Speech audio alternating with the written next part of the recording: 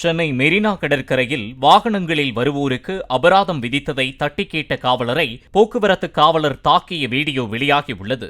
ஆரை இல்லாமல் வாகனங்களை மடக்கி அபராதம் விதித்த போக்குவரத்து காவலரிடம் சாதாரண உடையில் இருந்த அண்ணா சதுக்கம் காவல் நிலைய காவலர் ரத்தினம் வாக்குவாதத்தில் ஈடுபட்டுள்ளார். அப்போது காவலர் ரத்தினம் தன்னை ஆபாச வார்த்தையால் திட்டியதாக கூறி போக்குவரத்து காவலர் ஒருவர் அவரது தலையில் பலமாக தாக்கியதாக கூறப்படும் காட்சிகள் அந்த வீடியோவில் பதிவாகியுள்ளது.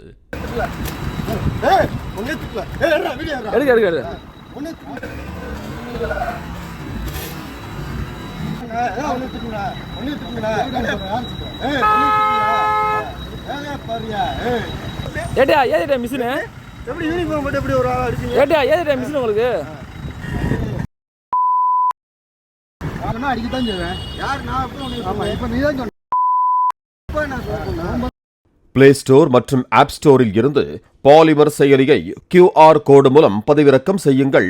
செய்திகளை உடனுக்குடன் பெறுங்கள்.